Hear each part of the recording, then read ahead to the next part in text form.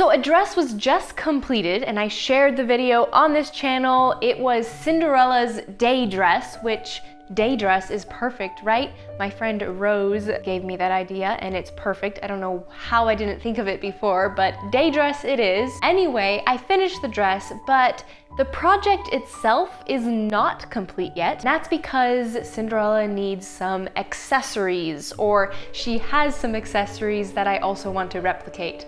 And the two that I want to replicate are the two aprons that she wears throughout the film. So I briefly talked about these in my breakdown video of this Cinderella project, but one is a nicer, lighter pink apron with embroidery detail, and you actually see Ella's mother wear this same apron, and then obviously it was passed down to Ella and now she wears it. And then in the sad story of the live action Cinderella, you find out that Ella's father dies, spoiler, and from that point on, you no longer see her wearing this nicer apron, you now see her wearing a hardier work apron. So this is what I'm calling the work apron. It's just a thicker, hardier fabric, fuller, covers more of the skirt, and is obviously not as decorative. So these are the two accessories that I'm gonna make for this project, and we're just gonna get right on to making those. So the lighter, nicer pink apron has that embroidery detail, and I wanted to replicate that, of course. So a day before the planned finished shoot of this project, I started digitizing this embroidery pattern and working on the other apron.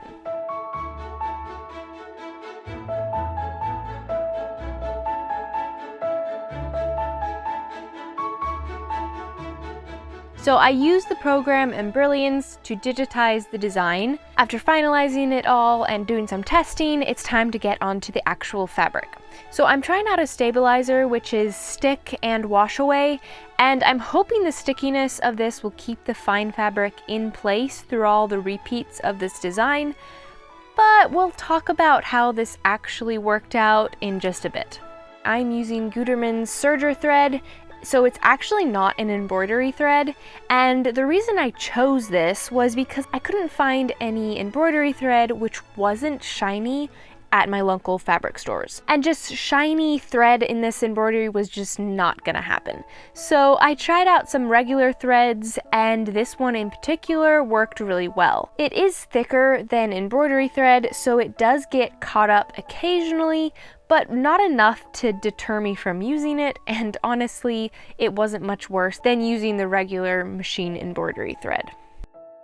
Let's take a quick break and talk about this video's sponsor, which is Gin Rummy Stars. And if you click the link in my description and download the game, you'll receive 1,000 free coins to play with. So when it comes to choosing a game to play with friends, I often land on a card game because they're just simple and easy and just overall fun. But then there's also times when you want to just pass some time on your own, say on a flight or travel, and that's when you pick up a phone game or something.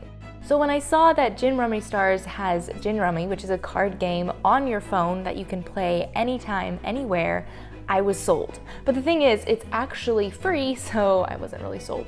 But anyway, it's a free-to-play, friendly Gin Rummy game that you can play on those long flights or travel days, and it's just right there on an app on your phone. Again, click the link in the description, download the game, and receive 1,000 free coins. After playing a few rounds of this, I realized how relaxing it was and how perfect it would be for winding down after a busy day. But at the same time, it's not boring. If you play Gin Rummy Stars, share your highest win and point gap from a game in the comments, and also your player ID so others can play with you.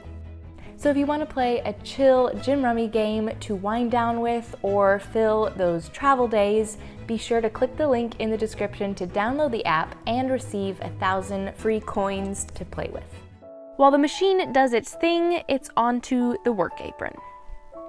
So I found a fabric that has a somewhat slubby weave. It's called Hem Cotton Muslin, and I got it on Dharma Trading Company's website. I'll link it down below. And I'm dyeing it with their fiber reactive dye in the color terracotta.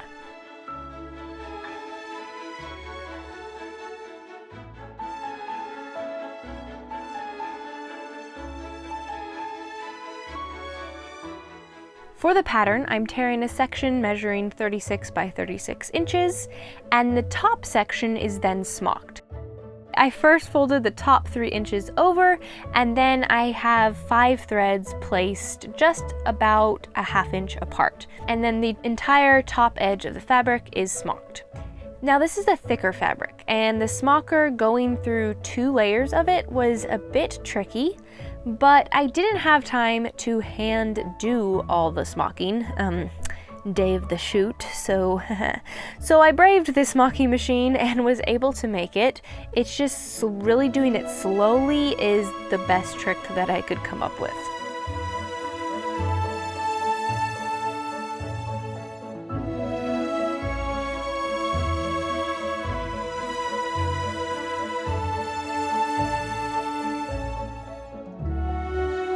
Once the threads are tied off, it's onto the hemming.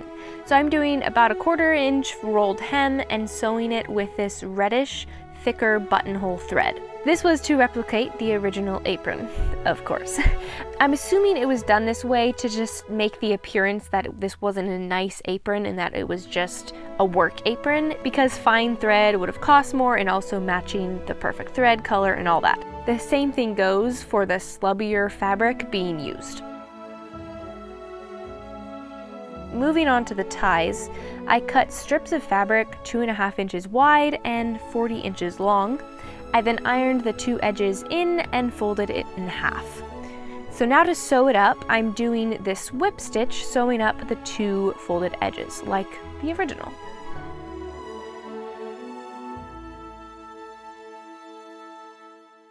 Now these ties are attached to the middle of the smocking.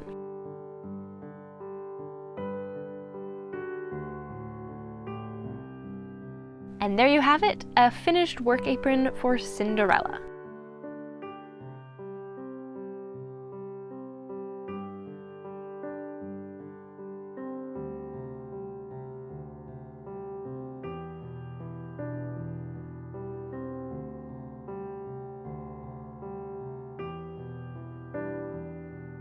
So the embroidery is finally done, and when I say finally, I mean finally, as in I can't believe it took so long. So not only are there 12 repeats of my files, or there's 6 top repeats and 6 bottom repeats to create this width of the apron, and each repeat took over a ½ hour for it to embroider. So that alone took 6 hours of machine embroidery times, but not only that, this is actually my 4th attempt to do this apron embroidery. So my first attempt was the day before the photo shoot, and I got 2 repeats on. I went to line up the 3rd repeat and I tore the fabric. It was one of those moments. So when I first started doing this, I had my original file design, and I used a tearaway stabilizer because it's the only stabilizer I had, and it was the day before the shoot and I just needed to get it started, so I used it. Okay, morning of the shoot is when I tore that fabric. So I went on to my 2nd attempt. So this was on the day of the shoot, again, tearaway stabilizer, and I got it mostly done, but I did miss, the machine ran out of thread at some point and didn't stop, and so I missed some, but I was gonna fix it later. But anyway, I was embroidering this up till minutes before we needed to leave to the shoot, but that did not happen, and so we went on to do the shoot without this apron. We will do like a makeup shoot once I finish the apron. But anyway, I came back after it and I was like, well, I no longer have this deadline, so why not just restart? Because the tearaway stabilizer doesn't tear away very well when you're talking a ton of little spots to tear away. It would have just been kind of a very long process, and also I wasn't really liking the way the stitches were turning out. Just kind of not messy, but just not crisp like the original apron. So I decided, why not restart and kind of redesign the embroidery and use a different stabilizer to hopefully like soften the whole look. So On to attempt number 3. So I used the stick-on wash-away stabilizer, which I mentioned earlier. I went on and did all these repeats, and then on this bottom one right here, I did the wrong repeat. I did the top repeat on the bottom, and so it is no longer aligned. Yay. And also, I really wasn't quite liking the way that this stabilizer behaved. It's just not quite stiff enough, so it was still stretching, and that makes it difficult to then line up the next section that you need to do, because the pattern just kind of gets warped, and so you're trying to line a straight new pattern on top of a warped spot, and it just wasn't lining up very well.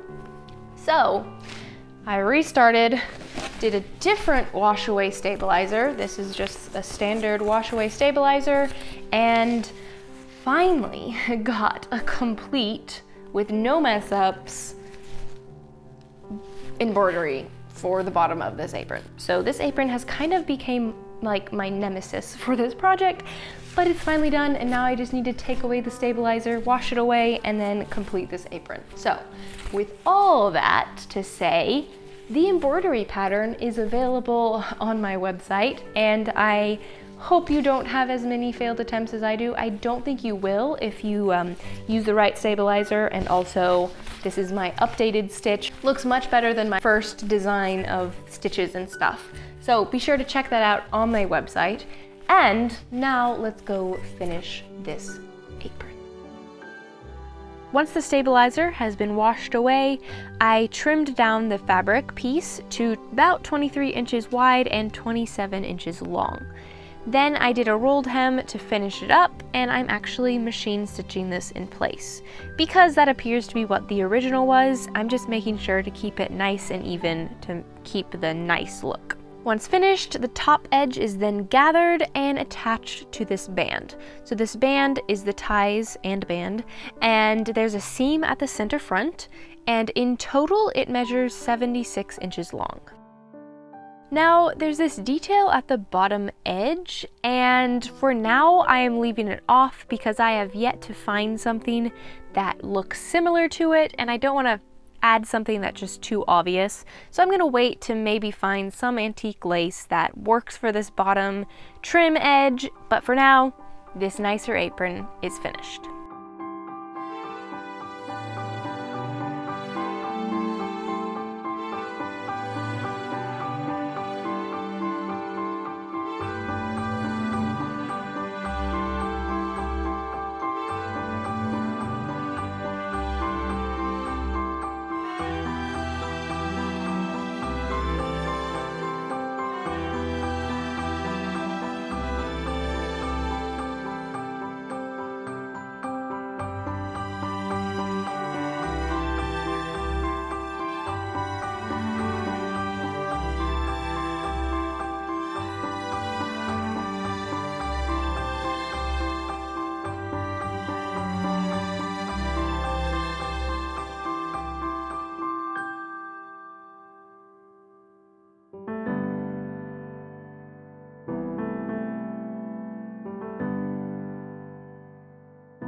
So there you have it. The 2 aprons for Cinderella are complete, and be sure to stay tuned for the final video shoot and another fun project that I've been waiting for so long to share with everyone.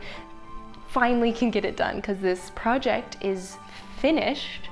So thank you for watching, stay tuned, and I will see you soon.